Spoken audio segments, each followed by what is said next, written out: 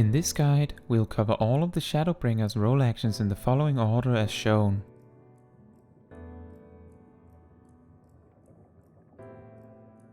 Role actions are abilities that are shared across certain jobs based on the role they fill.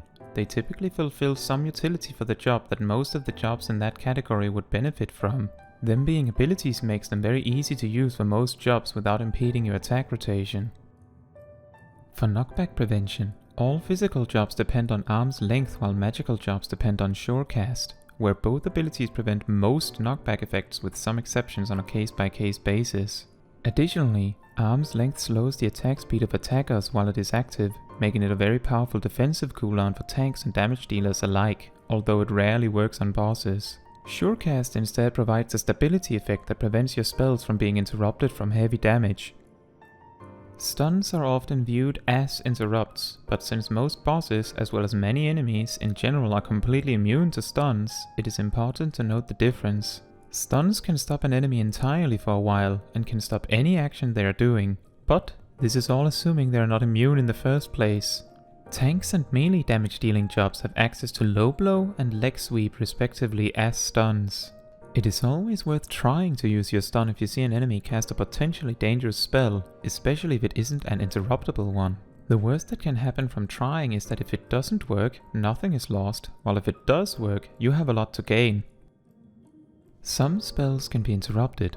These spells are clearly shown by their red, pulsing and flashing cast bar. Tanks and ranged physical jobs have access to interject and head graze as interrupts, respectively. As long as the interrupt action resolves before the cast bar finishes, the spell cast will be completely nullified. You can benefit greatly from waiting as long as possible before using your interrupt to make sure the enemy wastes a lot of time casting with no payoff. Once again, it is always worth trying to interrupt a spell if it is in fact interruptible, as the worst that can happen is that it doesn't change much. Magical jobs have a few crucially important role actions that have no job-specific alternatives that they depend on for general play. In particular, all mages and healers, except Black Mage, depend on the ability Lucid Dreaming to produce extra mana throughout a fight. All jobs regenerate 200 mana every 3 seconds, with healers being capable of increasing this value with the Piety stat. Lucid Dreaming regenerates 3500 mana over its 21-second duration, so using this nearly doubles your mana regeneration per minute. For this reason, you want to make regular use of this action. As long as your mana is below 7000, you should be fine using Lucid Dreaming, as you will be spending mana while it regenerates for you. Swiftcast is another crucial action for the mages that allow you to skip the cast time of your next spell. For the damage dealing mages, it is mostly useful for extra mobility or for fitting extra abilities in between their casts.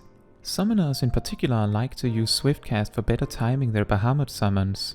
Healers on the other hand primarily and almost exclusively depend on Swiftcast to skip the cast time of their resurrection spells, which summoners also sometimes will use. Only in desperate last resort situations should you cast resurrection spells without skipping the cast time while in combat, so try to limit yourself to the once a minute swift cast. Healers also have access to the crucially important Isuna. Isuna removes a single removable debuff on your target. A removable debuff can be identified by the bright bluish white line over the debuff icon. It is immensely helpful as a healer to learn which debuffs are worth removing and which are not, since it costs you a lot of time to remove debuffs with Isuna, which could be used on other things. All physical damage dealing jobs have access to Second Wind, which is an ability that heals you somewhat, immediately. If you need health and are not expecting to receive healing from a healer in the immediate future, you can use this action to recover. Melee damage dealers also get access to Bloodbath, which causes all of your attacks to recover some health based on damage. When you need a lot of health or are actively taking damage, this ability is immensely useful, assuming you can attack at the same time. Magical and melee damage dealers get access to the defensive tools Addle and Feint, respectively. Both of these tools are weirdly worded but have the following effects. Addle reduces the magical damage output of your target, Feint reduces the physical damage output of your target. Addle is particularly useful when fighting magical enemies, and a common target to use this ability on is when the enemy is casting a room-wide area of effect attack, as these are much more commonly magical in nature. Feint, on the other hand, is useful for fighting physical enemies, and a common target to use this ability on is when the enemy is casting a tank buster. These are attacks that do a large amount of single target damage, and these typically target the tank. They are more commonly physical in nature. Tanks specifically get access to the defensive cooldowns Rampart and Reprisal. Rampart functions as a basic defensive cooldown and should be used regularly. Tanks usually cycle through their defensive cooldowns, trying to keep one active at a time, so Rampart should be part of this cycle. Reprisal instead reduces the damage done of enemies around the tank. This makes it particularly useful when the target is using attacks that hit the rest of your party, or to assist your co-tank when you're not actively tanking. In general use, it is also common to use this ability as part of your defensive cooldown cycling rotation. Tanks have access to Provoke and Shirk as enmity managing tools. Provoke is a taunt that sets your enmity equal to the highest enmity on the target and then does the equivalent of 2000 potency worth of enmity. Shirk moves 25% of all enmity you currently have onto your target. Provoke can be used as a pulling tool, since it is your most powerful enmity generating tool by far, but it should only be used in this way when in 4-man groups. Once more tanks are introduced, you should primarily use Provoke for the purpose of tank switching. Shirk is exclusively used for tank switching. The primary way Shirk is used to do this is that the tank taking over uses Provoke, and the other tank then uses Shirk to push the now tanking player much further ahead in enmity. Ranged physical jobs have access to the mobility tool Peloton. This action makes everyone in your party run faster while not in combat. You can safely use this on cooldown as long as you are not in combat to ensure your group gets forward as fast as possible. Melee damage dealer jobs have access to True North. This ability nullifies all of the positional requirements of your attacking actions.